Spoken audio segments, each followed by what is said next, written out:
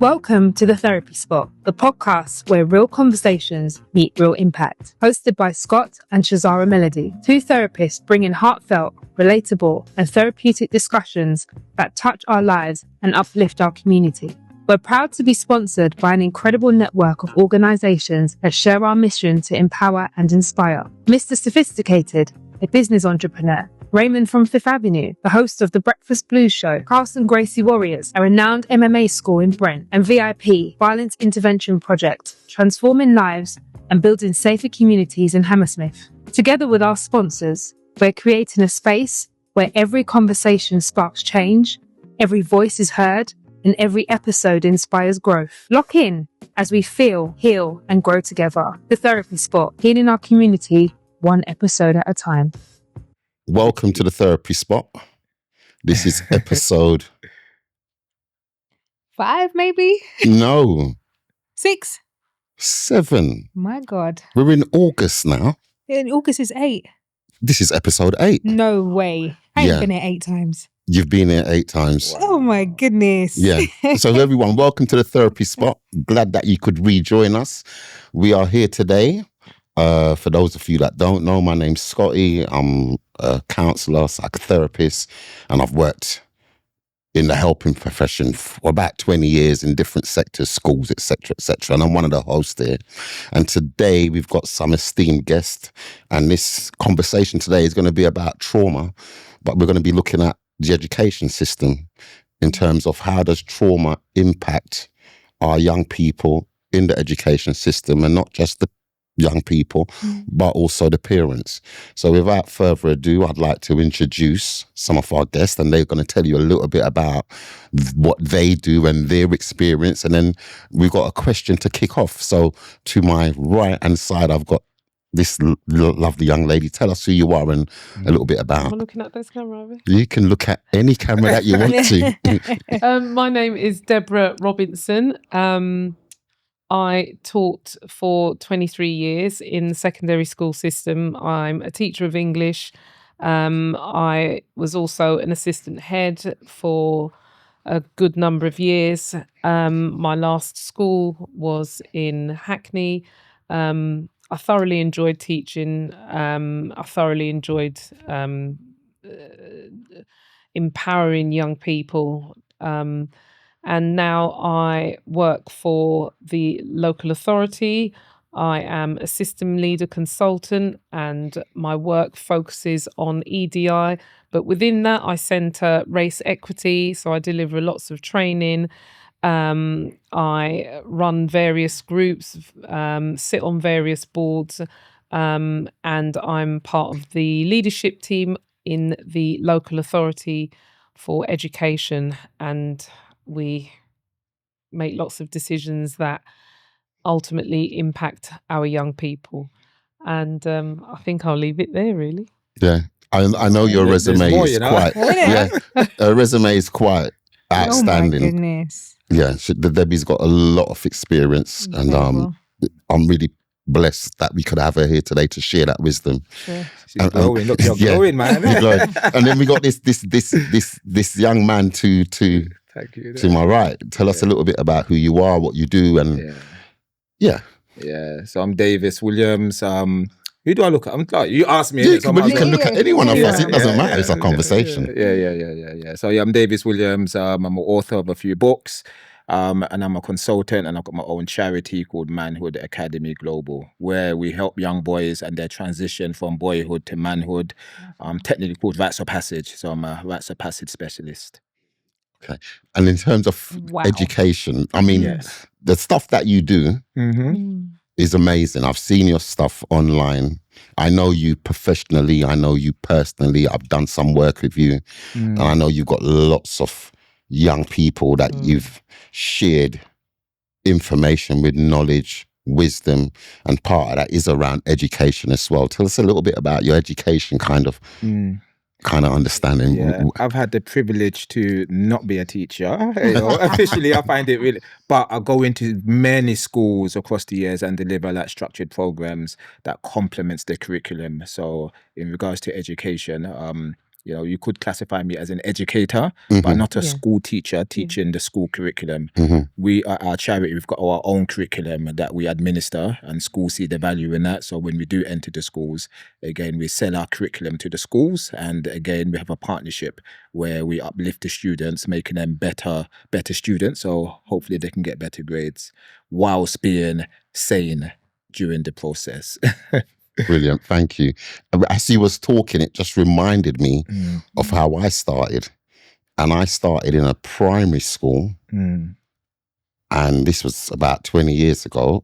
And I was going into primary school, and it was to read to young men at risk of exclusion. That was like 7 and 8. Wow. And I was just dumbfounded by that, like at that time. And if you look at the data, what's going on now, the exclusion rate is probably even worse. So I think it's really important that we think about disproportionality, trauma, how that impacts how young people present at school.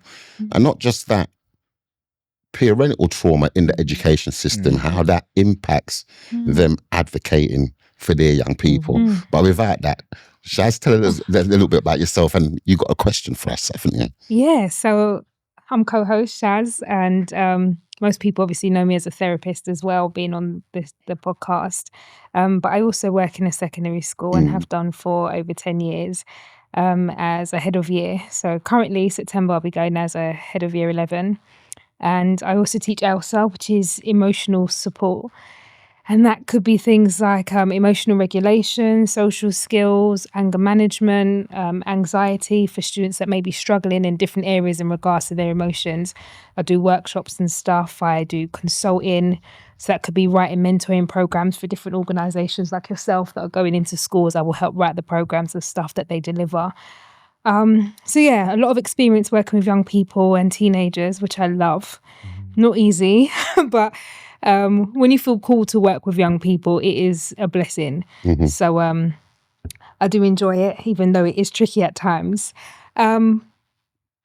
I'll start with actually my journey going into school, and then I'll open it up, because I never expected to ever work with young people. I didn't think I had the personality.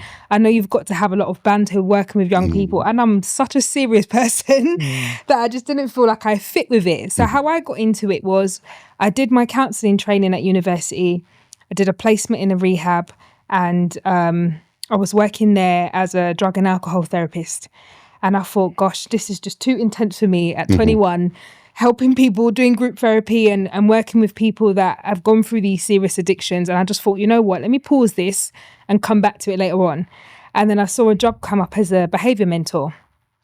And I thought, yeah, I can do that. Because at uni, I did life coaching, mentoring, counselling. I thought, I can do that. Got in the job, enjoyed it, was doing learning support as well as mentoring and all different kind of things. And it just opened up something in me that I never expected. And like I said, now I've been in my school over 10 years, and it was a different path where now I can combine all the therapy stuff that I learned at university with my approach of working with young people and looking at the emotional side of the things that may influence behaviour or influence their even their academic side, or them not coming to school. What are the emotional things that are behind the scenes? I'm able to kind of have that lens to look at it. So that was my journey into the educational system. What was yours?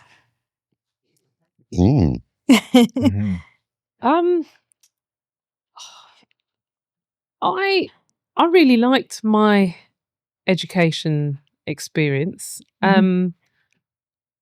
I think I could have done a lot better.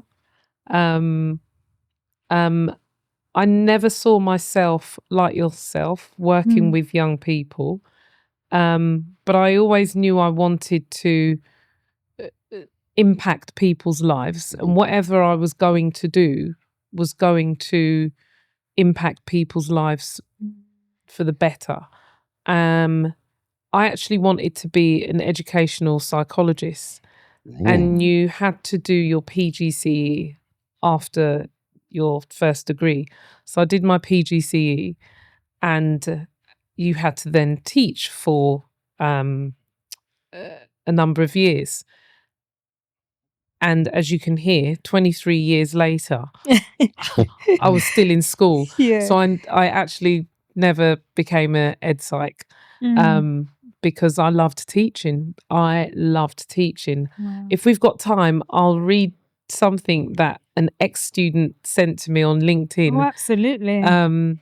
And it's knowing that you've changed and touched a young person's life, in my case through literature, in my case through conversation, through oracy, and just allowing children to bring them their whole selves into the classroom. That was really important for me. So yeah, that was my journey. And just always knowing that when children entered my classroom, they weren't leaving themselves at the door. They were bringing their whole authentic selves into the room, and they were being who they wanted to be, and realizing that I'm going to manipulate the curriculum so you see yourselves in that curriculum. We can talk about that a bit later on. I know what you mean. So my journey was a bit unconventional. It wasn't supposed to be like this, but I'm glad it's like this because I'm where I'm supposed to be, and I did what I was supposed to do. And now I want to know that I'm having a far wider reach, being part of a leadership team, trying to improve the life chances of our children across Hackney. That's the local authority that I work for. That sounds like an amazing journey. And the thing that you said about that young person writing you something, when you said that, I started to smile because I started to think about Miss George. Miss George was my typing teacher. She was a black lady, so I'm talking about 1980. Yeah. And even though we had lots of trauma in my community, at the time, we didn't even understand what that was. And very similar to yourself, Miss George, she saw us and she just said, even though there's some youths from Stonebridge and we know they're a little bit leery, she still accepted us as just young children, just young people. She didn't judge us. So that made me smile. What was your thing? What got you in? Yeah, my route was totally different to you guys. So my background is sports, football. I was working for Arsenal and we used to go into schools to deliver programs. And what I noticed is prior to me going into the schools, the students were very, very, you could see it on their face like they don't want to be here. But when we came through the door now, you see their face with this light up, their excitement, our ability to capture their attention and everything else. And then I found myself moving away from that because I was just curious, like, what's going on here?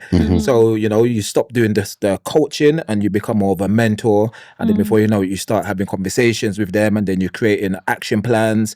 And then before you know it, you become an educator in their life, even up to today, going to a classroom and you see the students like, yes. And we're able to do things with them that teachers can't do just because of the way we communicate. And maybe who we are as individuals as well, the energy that we radiate, Okay. Yeah. So and I love it, and I always say to them, like, we're teaching you, but you're also teaching myself, so it's a journey that we're going in. I don't profess to have the answers. It's something that we're exploring together as a collective.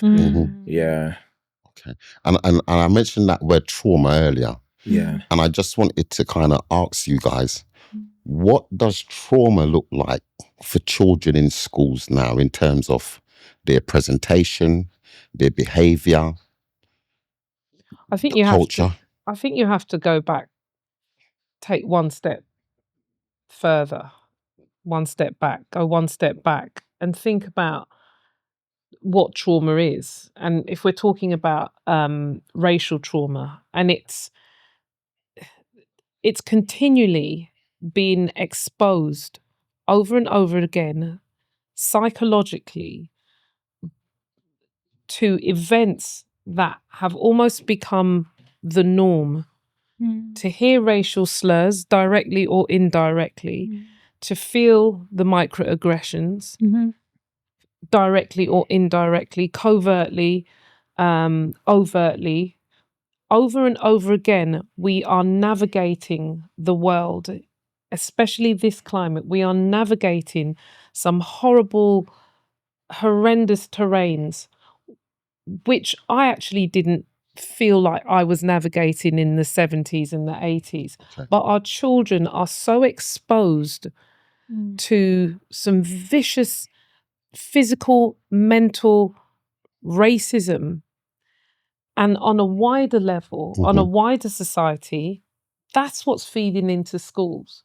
So you guys know, I'm not the psychotherapist in the room, that this is about psychological traumatizing of young people over and over again. And how do they make sense of it? Yeah.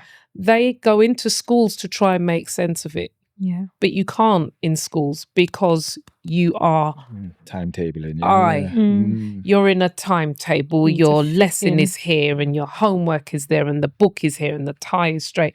But you're trying to make sense of just having seen the police rough up and kick up and brutalize a black man on the road, and that becomes the norm. So Or them themselves. they carry that with them. So they're living that, whether it's directly, because as a community we live it and feel it directly, or vicariously. So they're living through these events. So vicarious trauma, as you guys know, is when that trauma affects us. Child Q impacted me. I have a daughter, and my daughter could have been that girl in that school at that time. So my vicarious trauma was most definitely living through that event, because it moved me in a way that I didn't know that I could feel moved to the core. George Floyd, when we saw the policeman's knee on that man's neck, we lived it. We lived it as a black people. I know other people lived it, but we live it differently. And again, that's being played out in the media. So whilst we as adults can make sense of trauma, or at least try to make sense of it, I don't know what's happening with our young people. And it might be manifesting itself in what we were saying earlier before we started the film rolling, in terms of it manifesting in 1000%. not Definitely. knowing how to, I want to say conduct oneself, but I'm not even sure that that's the right phrase. Yeah. The trauma is unfolding and manifesting itself in ways that I don't think young people are making sense of themselves. Yeah. And that's some deep stuff, because when you was talking about it, I started to think about brain development and how does trauma impact how their brain develops. And then I started to think about hypervigilance, where you're in a constant state of anxiety because you don't know where the next attack is coming from. So, like for you now, Davis, you've had lots of young people where when you meet them, they're in this hypervigilant state. How do you now, almost in our world, we call it grounding. How do we now ground them back into this space where From their perceived threats. because everything's a threat. Like a next black youth is a threat. The school teacher is a threat. The system, Is the a school threat. system is a threat. After school, the peers, like Is a there's so many threat. different layers. So where are they operating when I'm trying to teach 24 poems and you got to get through Macbeth and they're sitting there in this fight, flight or freeze mode, and because they're trying to make sense of the world around them. But I'm trying to get through the curriculum because, you've got to move from a C to a B and you've got to move from a B to an A. But I see that. their head, It's not there. it's not there. you know. And that's where the trauma is playing out. Yeah. Sorry, Davis, that question was for you. Yeah. Oh, was there a question? I think No, but I was know, asking because about how you ground the how do you Okay, when you talked about when you go into the schools and they come and they got this smile and this energy about them. How do we ground, or how do we help parents to support their children, to help them understand all these different levels of trauma and how that impacts them at school? Because you're right. When we was going to school, I'm going to use a word here. Some of us look like some old cruff because they tie them. You know, like Well, the uniform, like our uniform was green in Copeland School. Oh, I can't imagine. Are you in Copeland, yeah? Yeah. Okay, I taught in there as well. Did you? Yeah. It's no longer there. Yeah. But I can't. Well, I haven't seen like that color uniform. It was real green, like grass. Yeah. And but now some of the trauma that our young people, they can't even wear their own hair. They can't even have their natural hair. So, like for young women, young black women, Yeah.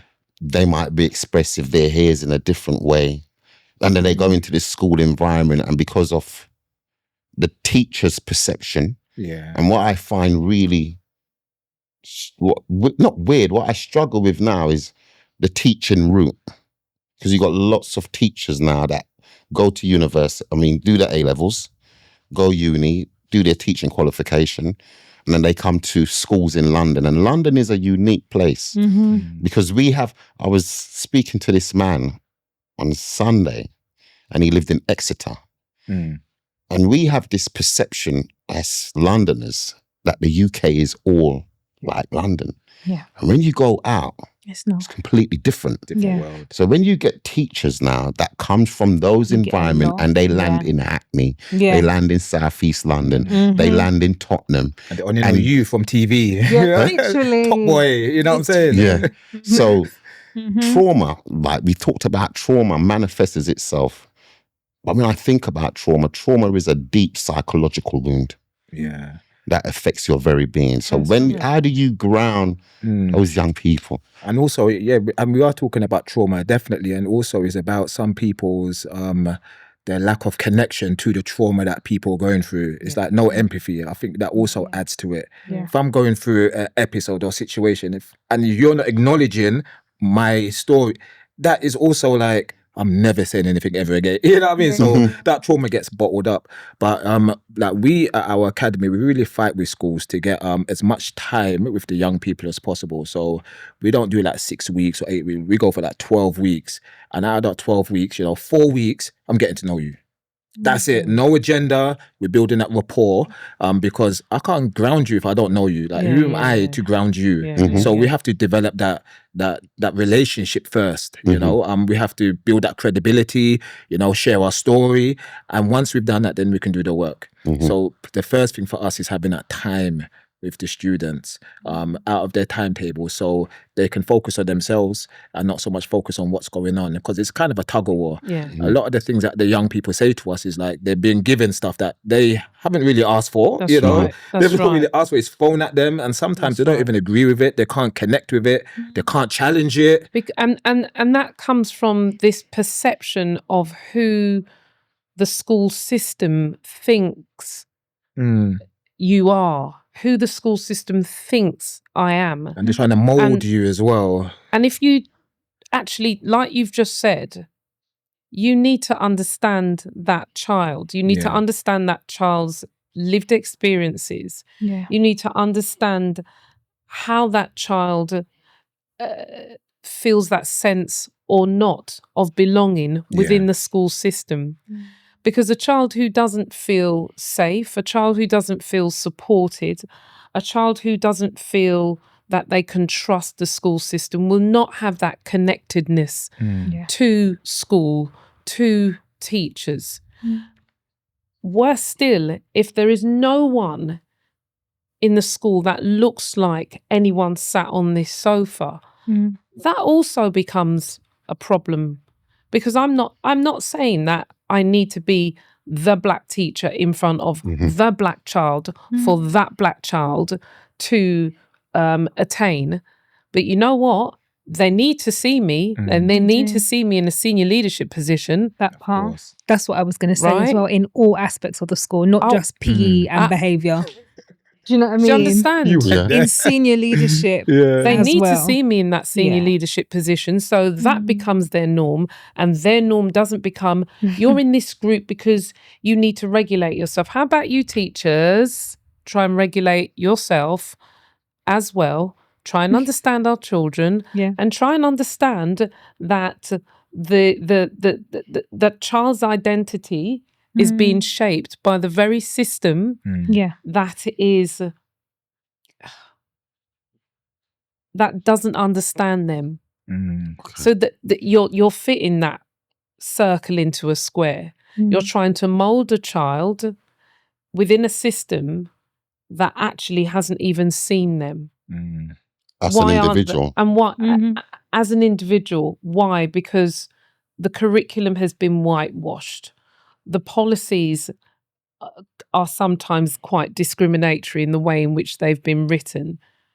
So if you don't see me, if I can't see myself other than through an oppressive lens, I go to geography, I see starving children in Africa. I go to history, I see slavery. That's not where my narrative begins.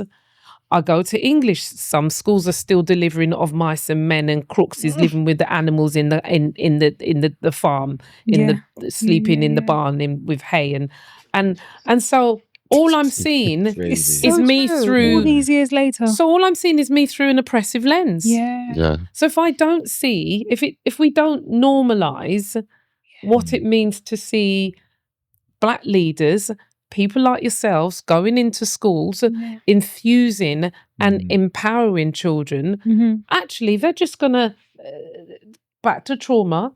They're going to live and breathe this generational trauma that they can't make sense of, that they don't know where it comes from, but it's coming from every facet of their life. 100%. Every facet of their life, because you are molded and you are shaped by your experiences and the people that you come into contact with. You know, when you was talking, a thought came into my mind about ACEs. Yeah. So ACEs, adverse childhood experiences. But I also talk about ACEs in terms of adverse community experiences. So a lot of our young people and the families, because I'm now thinking about parents as well, because a lot of parents have their own educational trauma. Yeah. And then they're going into this, what I would call this complex organism, where from the very top right down to the teachers, there's almost this underlying kind of systemic way of thinking. So how do parents understand their own stuff so that when they go into schools, they're able to advocate? Because what's striking me now is the diagnosis of ADHD and neurodiversity. It's off the chain now. But there is lots of evidence that highlights trauma presents itself in the same guises. Inability to concentrate, pay attention, fidgety, can't sit still.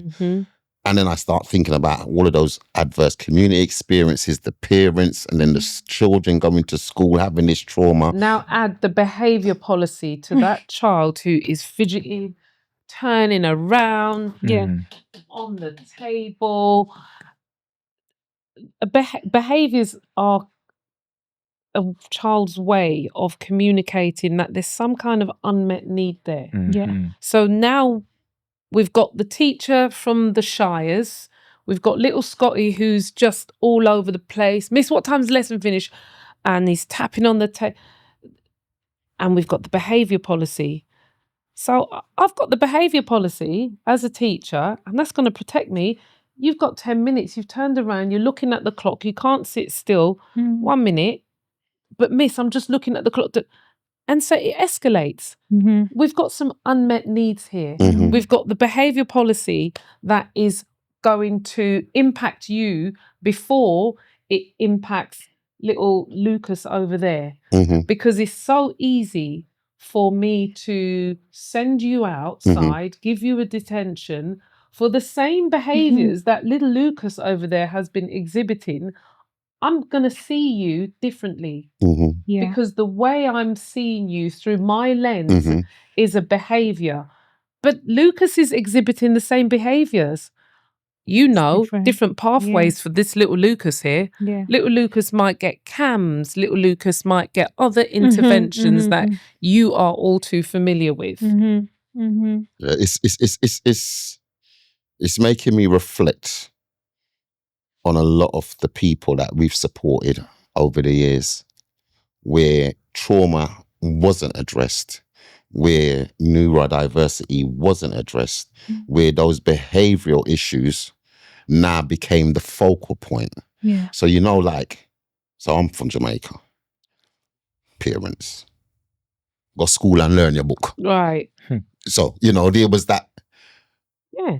But I'm going to this place now where it don't work for me because of what it is. Yeah. And then the parent comes to the school now, they've got their own educational trauma. And in their mind, why you're not learning? Why you're not listening to the teacher? Why I'm you're not sure that our parents do have I'm not sure that my parents have trauma from the education system. They entrusted us. So what second generation, they entrusted us into an education system that was going to keep us safe and teach us.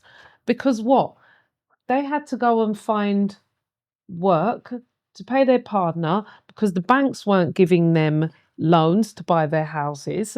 So they were working 2 and 3 jobs. So they were working. And we're not talking just Windrush generation. We're talking pre-Windrush parents. They came over here.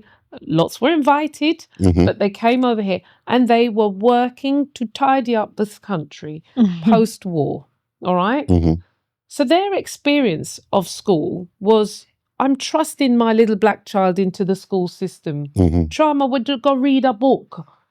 Yeah. So I think, if anything, the trauma is maybe from our generation. From our generation. No, definitely. To us, that's got the children that are like... Because we may have been failed somewhere down the line by an education system that didn't see us, by an education system that bust some children out of their local authority, that sent black and brown children to educational subnormal schools. So this trauma thing is deep. It's definitely deep. I think I've had to do a lot of work with parents where I see that coming in, where their own experiences are influencing how sometimes their children are happy going to school. Their children love school. But the parents got an issue with school and they want to take their kid out for every little thing and railing up all the time. And I'm like, your child is actually fine. They love coming here. But because of your own experiences, you're then influencing this negativity onto the child that actually just wants to go to school and learn. And sometimes I have to provide that reassurance to parents to be like, look, I don't do this job because I ain't got nothing else to do. I'm here because I'm advocating for your child. Do you know what I mean? So let me do my job and let me help where I can because I'm on the inside and I'm doing what I can to make sure that your child is getting the best possible education, but also looking at the other dynamics that circle that. I'm not a person that's all about grades and numbers and all that kind of stuff. I'm looking at when you come to school, what's happened on your way to school, what's happened at home, is everything okay? Do you need breakfast? I've got banana. Do you know what I mean? What do you need to make sure that you can start your day okay? And then let's deal with the academics. Can I just go back to the parents? Yeah. You also know that you have to understand your own trauma if you are to help make people feel safe. If a parent doesn't understand their own traumas, they're not going to feel like school is the safe place for their child. And there's only so much we can do within our capacity, in your role, because we can't be overstepping. African Caribbean people, we're a proud people. Trauma, but the Black British experience is also something quite different. So I think these are uncharted waters that we're probably, possibly, tentatively stepping into. How do we, in our roles, try to ingratiate a parent to even begin to look into themselves and understand their own traumas? Because their schooling experiences would have been, as we were talking about, very, very different. Very different in terms of low expectations. You're not going to amount to anything. You might as well go and play football or dance or be a social worker. Lots of girls were told. Lots of black girls go to social worker. You know, Yeah. our chief executive, the chief executive of Hackney was told that she wasn't going to amount to much. She's done a talk on it. The black lady who is the chief executive of Hackney is someone that we need to really hold in, high esteem. We've got a black deputy mayor of Hackney. So we've got black women in some real prominent positions.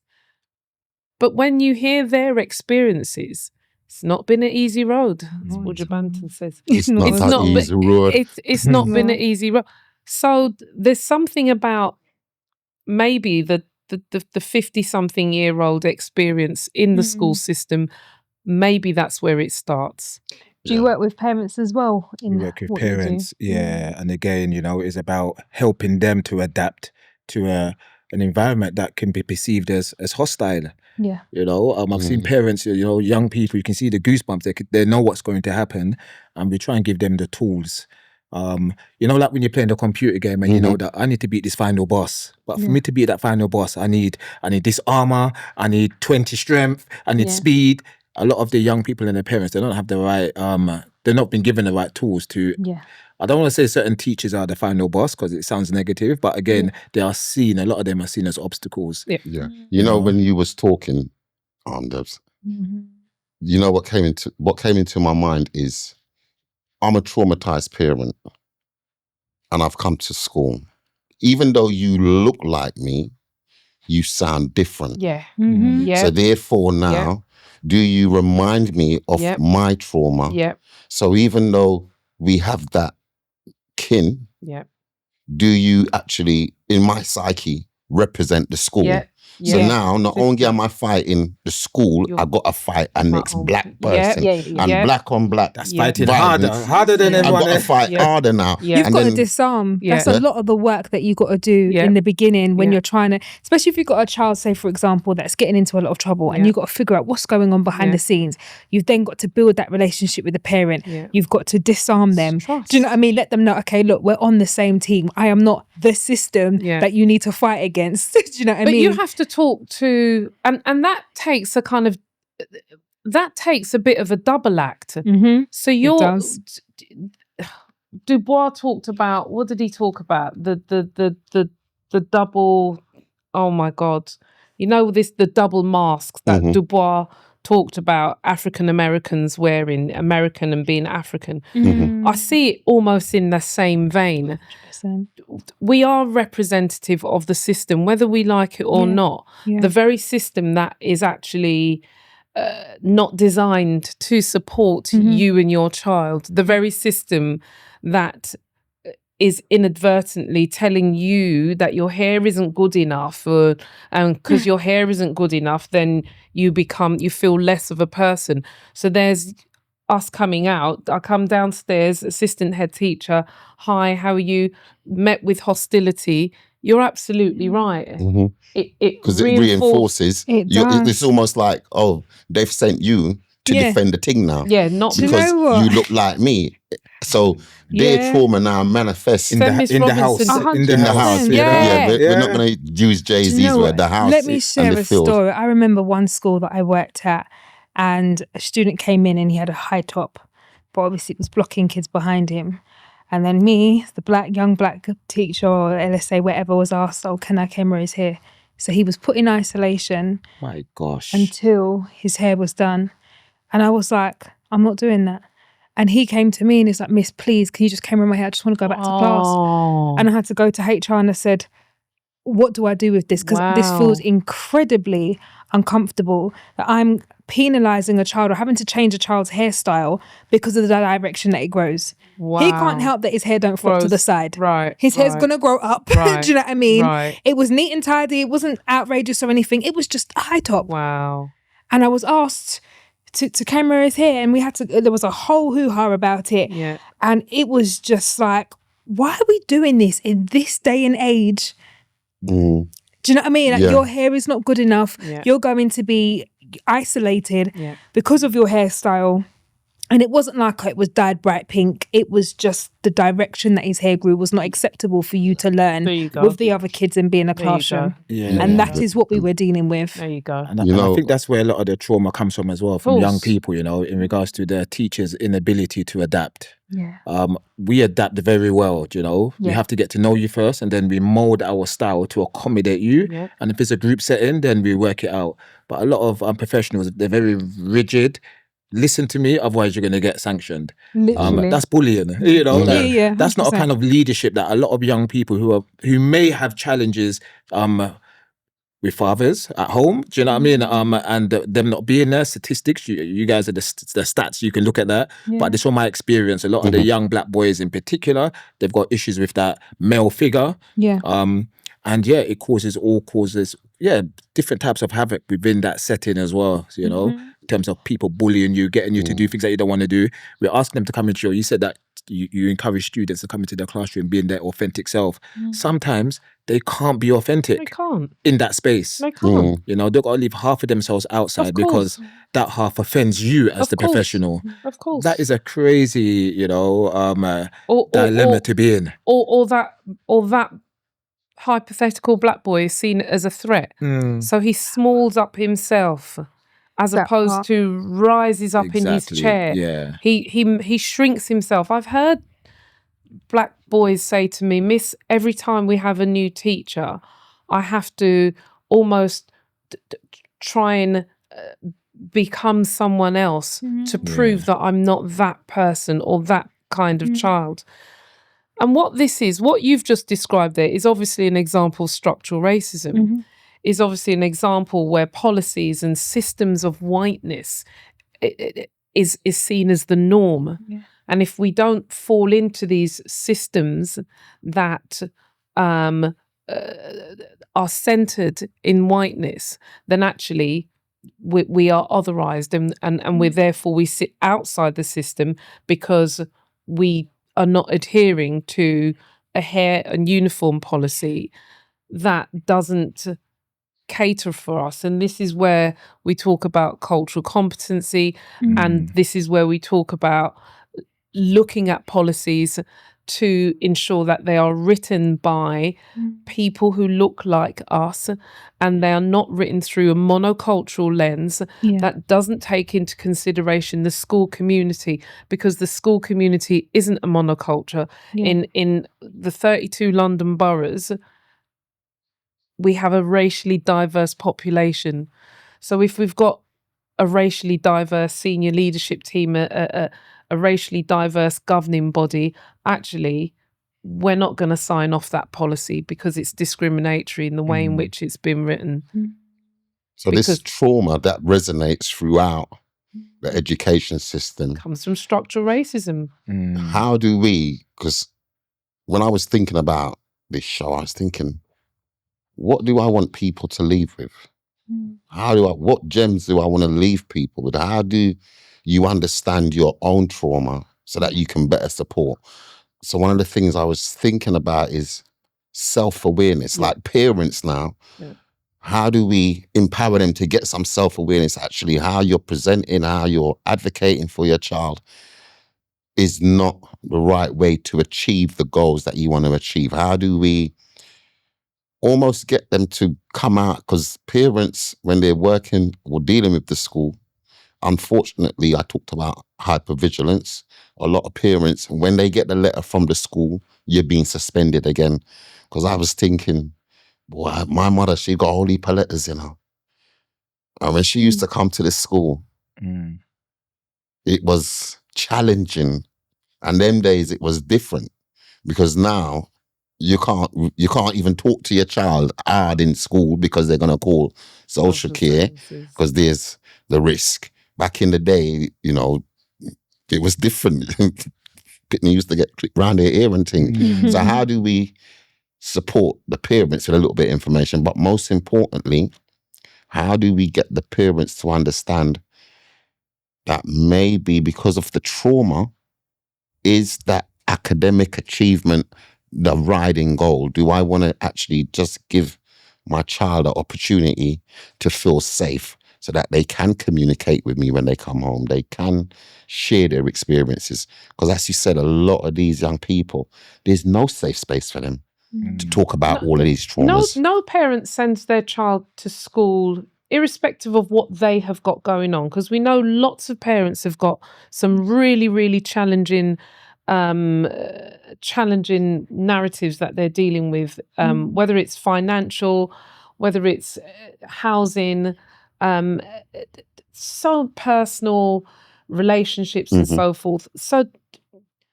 no parent sends their child to school thinking that they are sending their child into a lion's den.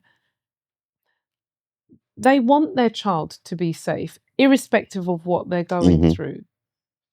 And trauma has negative connotations, I think. So I don't think that it's language that will naturally roll off one's tongue and galvanize a group of parents to think, let me look into my own past and what's going on here. I think it comes in different guises. I think there are different ways in terms of the engagement that schools need to have with parents.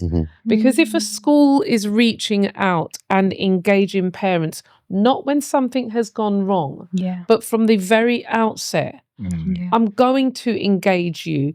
I want you to be part of our governing body. I want you to be part of our PTA. I want you to be part of a little review group that looks at some policies. I want Absolutely. Schools need to come to parents. And I think bit by bit, that might break down some of their own apprehensions because they will come to the realization, okay, I can deal with this. And if I can deal with this, then my children can deal with this as well. Because again, they're not trying to send their child into a lion's den. They want their children to feel safe. They want their children to have a good experience, and they want their children to achieve to their best ability. But actually, the school's got to go some way in helping the parents to do that. So I don't use hard to reach parents, and I know that is a term quite often used when we're talking about black and brown parents. Hard to reach. They're not hard to reach as well with young people. They're not hard to reach. They don't know the how. You know, this is about schools having to think in a much more creative and strategic way in how they are going to reach. Parent can't be reached. They're not picking up their phone because they're working. You so know? then we have to also take some ownership as well. Because one of the things that 100% resonated when Davis was speaking is around the perceptions of school. And he talked about the mums. So now you got the boys and the girls going to school. Parents even all this trouble at school. It's mums going. So then it reinforces some of the systemic thinking that they have. There's no appropriate male model. There's no real guidance in that house. And then mum, you know, as you said, she's working. She's got her own stuff going on. And I know when you get them letters from school, when you're your ed take you. And you know what, for me as well, it's not just the letters, it's the tone as well. The so like I'm a professional, but I'm a parent. But some teachers, they don't know that. So when I'm there with my son now, he's 13 years old, the way they're speaking to me, I'm just like, who are you talking to? Wow. Like, who are you doing? Firstly, who are you talking? And then I start interrogating them because I'm the parent. I'm allowed to ask, who are you? What are your beliefs? What are you doing? I should be in my position as a parent and as a professional. I should be able to ask you questions and you should be transparent the same way. And that's how you build relationships. Imagine I'm asking you, you're not answering, you're just shielding me away, talking about policies. I have no trust. I can't trust you then. Yeah. And I've seen so many parents, they want to connect. Yeah. The teachers will interrogate them. What's your child eating at home? And la, la, la, la. All these things happen. But then when the parents try to ask the teachers question, they don't want to allow themselves to be vulnerable because they have to be professional and sanitized and clean. And there's no fault here whatsoever. And that dynamic, that power dynamic, I don't think it works for a lot of families. 100%. You know, it's not balanced. 100%. It's not And balanced. that, again, is about the way in which Black and brown parents are perceived. If a child is playing up at school, all problems at home, no. That's such an easy go-to. Yeah. It's such a... And their perceptions are their truths. Of course. Because like you said, maybe they're from the Shires. Yeah. And their only understanding of maybe Black men is through the Daily Mail or something. Yeah. So they're going to come at you almost as if you're the child and try to school the parent. Oh, no. Yeah. You know? So contextually, because when you said that And then about... and then that's a trigger, going back to your trauma, Yeah. then that's a trigger for their own... So I need to go to the school armed and I'm ready. And before you even say nothing, I'm all over you. And that's the basis of the relationship. It's tension straight away. And it's broken. It's broken. Straight away. Yeah. You know what I was thinking now? When you were saying that, I'm almost seeing a parent in this position, almost in that defect. And then you got the child seeing that. Yeah. What does that reinforce to them about school now? Like, does that now give them more resistance? I don't want to be here. Yeah. I'm not listening to them people. Yeah. They don't respect my So power. check it now. Yeah. So now let's imagine you have someone entering year 7. You know, they're not that What's year outspoken. 7? How old's year 7? Yeah, In the first year. Yeah, Okay. first year in school, Okay. And they might not have a lot of vim, right? So they're seeing that, okay, mum or dad might have challenges with school. But as they get older, they're like, mum, dad, why are you sending me to the school? You're forcing me to be somewhere that I don't want to be. And that can transcend into, I don't even like you no more because now I'm at home sleeping. You're forcing me to go somewhere I don't want to go. I know you don't like it, but you're forcing me. I don't like it. Now you have the relationships at home between the child and the young person starts to dissolve. And now you've got a soup full of mess and broken relationships. Well, that's where we've got some data. I was going to talk about disproportionality, exclusion rates. I think that data is commonly known that when we think about disproportionality, the impact that it has on people of colour. So there's... I'd like to challenge this. Gone. I'd like to use the term Black and global majority. Term coined by Rosemary Campbell Stevens, writer, author, ex-researcher, ex-head teacher, and blah, blah. And 85% of the global population, It's people of colour. they're Black and brown. So we use the term Black and global majority because we are a people who have been minoritized, just like we are a people who have or were enslaved. We weren't slaves. That's We were right. enslaved. We have been marginalized. We have been minoritized. Or third world as opposed to underdeveloped. We have been othered. Absolutely. So I'd really like to. So even propose- the language... is important. Language is so important because language can either oppress or language can either empower. And Black and global majority is really what we need to be talking up. People of colour, what does that mean? Is it a palatable discourse that other people can use to describe people of colour? What on earth does that mean?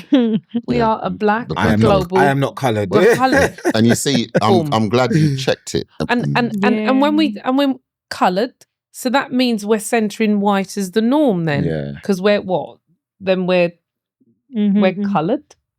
Yeah. So Love that. I just thought I'd mention. No, language I'm glad there. that you checked me Black because and you know global that's the language that we use, the black and global majority. Black because, and global majority. but then I'm thinking about, because I'm always curious about our young people. So our young people in the education system, do we need to empower them to make them understand actually as parents, we can use language like that? Because other shows that we've done, people use the word baby mother. And I despise that word because it carries no weight, it carries no respect, it carries no co-parenting.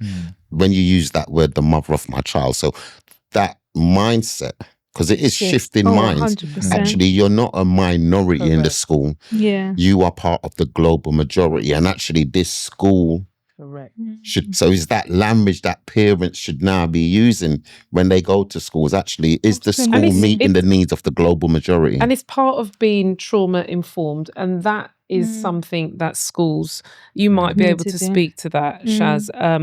A trauma, understanding trauma is caring. Understanding the history of a child's lived experience is caring. Absolutely. So if you're a trauma-informed institution, you will be aware of the social and political context of the borough in which you teach. Hackney has got some terrible race relation history. You think about, black men that have died at the hands of police in that police station down the road. You think about the young boys who have died. So historically, you almost need to understand what's happened before if we're to understand what we're trying to fix now. You need to understand that parts of southwest London, there was a law that bussed black and brown children out of their areas because the then government said that they needed to integrate. But what it did was cause more segregation and racism. Because when those black and brown children were bussed out of their local area, they faced racial slurs and so forth. We need to understand that educational subnormal schools were where black and brown, mainly Black Caribbean children, were sent because of their accents, which then deemed them as being thick. And actually, they had to sit tests. And the tests were not designed to support the fact that a pipe in Jamaica is the tap over here. So if you don't know what a pipe is, then you're stupid and you're thick. Absolutely. So you then had to go to these educational subnormal schools. And Steve McQueen's done his, documentaries and dramas on those. So the history of education in this country is so important to understand.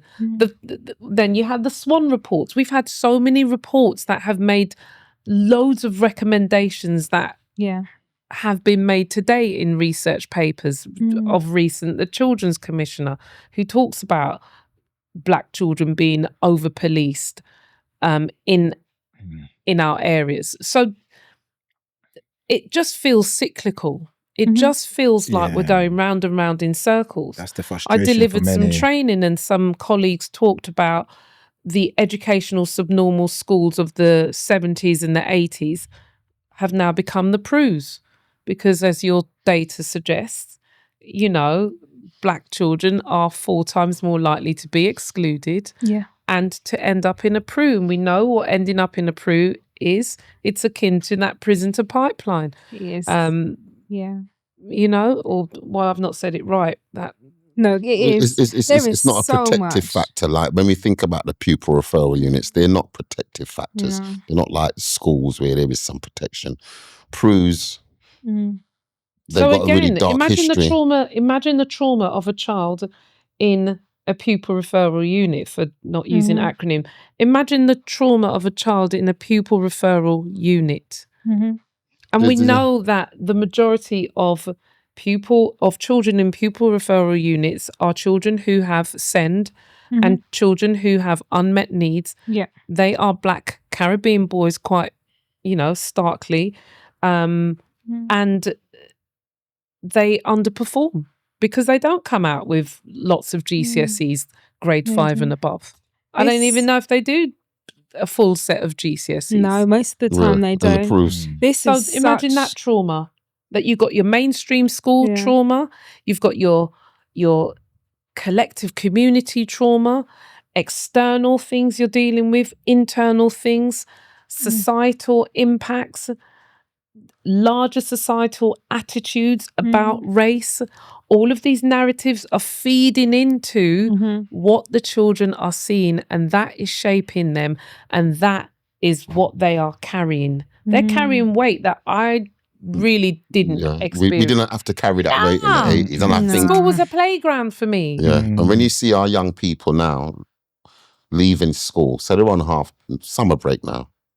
Yeah. But when they return back to school, sometimes, you know, when you're just out and about and you see our young people, and part of me, I say to myself, I'm glad I'm not 11 and 12 Oh, now. hell no. Because the pressure that they, and this is something that we've spoken about in other Yeah. episodes, and I touch on it around suicide, around young people harming themselves. So when you talked about violent crime, children and adolescent mental health services, CAMS, the presentations there, and most of the referrals that are made to those services, when we send in our young people there, you're saying to them that they're mad. Yeah. So they don't engage. Yeah. So it's really important that we understand as parents, as people involved in working with people, trauma resonates in education. It has a role to play.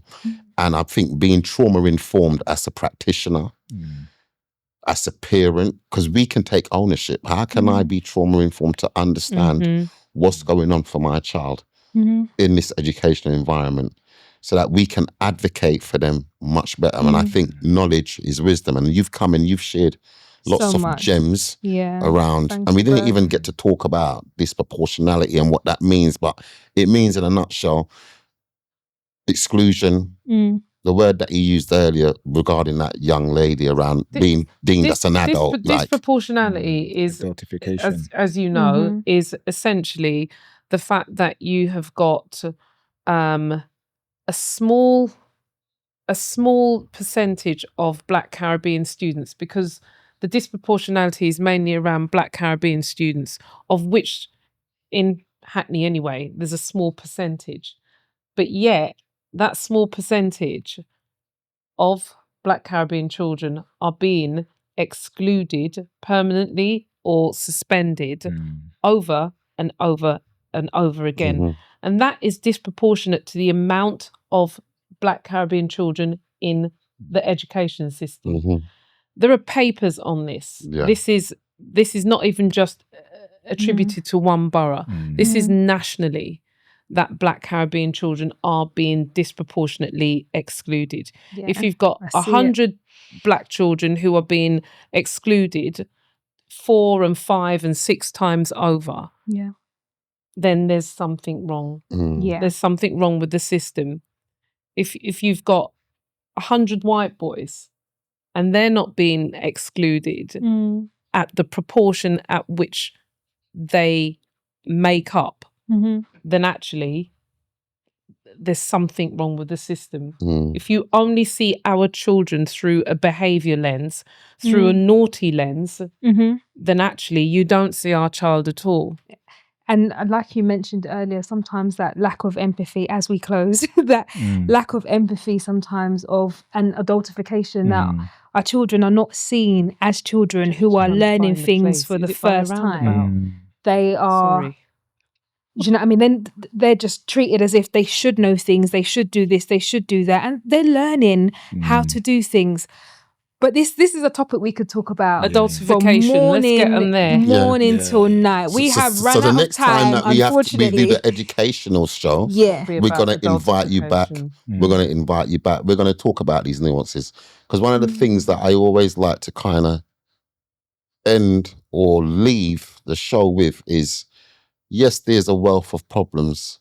And yes, there's disproportionality. Yes, there's discrimination. But ultimately, we can help ourselves. And as parents, we can empower ourselves. So don't be afraid to seek support. I'd say this is the part one of your education. I think part 2's got to be a lot more solution focused. And it means organisations like yourselves need to really be amplified. You coming back? Manhood Academy. I'd like to come back because I think we've got the solutions must sit within our community. If externally we're being chipped away. You like to come back? 100%, man. 100%. Okay. So when we start rolling, we'll talk about that, because I think there's a lot of nonsense out there But we need to have serious conversations. Yeah. And we need to think about, these are some of the complicating factors, but these are some of the things that you can do, because the global majority is not powerless. Aye. We have power. All the power in the world. We have 100%. power. 100%. So what Love I that. would really like to say is that part 2 is going to come. Part Yeah, 2. for sure. I think Look at Brampton Manor that has sent, and I'm not saying that this is the beacon of education just because we send a whole load of black and brown children to Oxford and Cambridge, but that African head teacher, Brampton Manor, Yeah. it's been all over the news.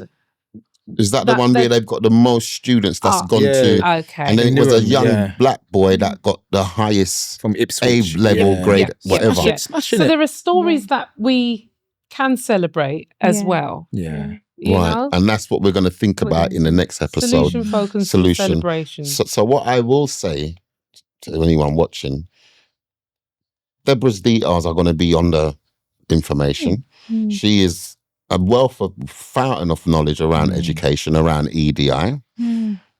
Davis, your information is going to be there. In terms of working with especially young men, Yeah. I think you're one of the leads So that's needed, doing man. it 100%. in London. Like Thank you. your skill set, your knowledge, and your experience. And for people that's tuning in, that's listening, we're going to think about solutions, but we do have some of the power. It's not Darkonian. And remember, trauma runs through our young people's lives. Yeah. And as a community, as parents, we have to pay a little bit more attention to what is going on for our young people. And sometimes we've got those excellent examples of that school where we got the most A-levels. We've got some black and global majority parent groups running in our local authority as well. And they're probably happening across. So I think the next time when we come together, maybe we'll get some information that we can say, okay, this is where you can tap into things. This is where you can seek some support from. So with that said, what I would like to say is knowledge is power. Yeah. And the knowledge that you guys have in the system is what people need to hear in a articulate, understandable, culturally sensitive way so that they can actually embed it. So I want to say a big thank you to all of you. I don't know what you want to say, Shazzy. I know. I just want to, just to thank you, because the conversation sparks so much reflection. So even though I'm on the inside, there's just so many layers to, when you're on the inside doing it, sometimes you forget what those layers are that you're fighting against or trying to help and trying to support. So it was so good to kind of bring that back to the forefront of my mind, especially for us teachers that are going back in September, that there is so much that we have to work in, and even picking up the pieces sometimes of what kids may have been going through for the last 6 weeks and making sure that we have that trauma-informed response, seeing them as children and, you know, being that pillar of hope for them. Yes. So thank you both. This was a fantastic And from the therapy conversation. spot, we are out. Thank you for tuning in. Yeah. Subscribe, hit, share, do whatever you need to All do of it. because we're making it happen. Boom, bam, I turn my Welcome to The Therapy Spot, the podcast where real conversations meet real impact. Hosted by Scott and Shazara Melody, two therapists bringing heartfelt, relatable, and therapeutic discussions that touch our lives and uplift our community. We're proud to be sponsored by an incredible network of organizations that share our mission to empower and inspire. Mr. Sophisticated, a business entrepreneur. Raymond from Fifth Avenue, the host of The Breakfast Blues Show. Carlson Gracie Warriors, a renowned MMA school in Brent. And VIP, Violence Intervention Project, transforming lives and building safer communities in Hammersmith. Together with our sponsors, we're creating a space where every conversation sparks change, every voice is heard, and every episode inspires growth. Lock in as we feel, heal, and grow together. The Therapy Spot, healing our community one episode at a time.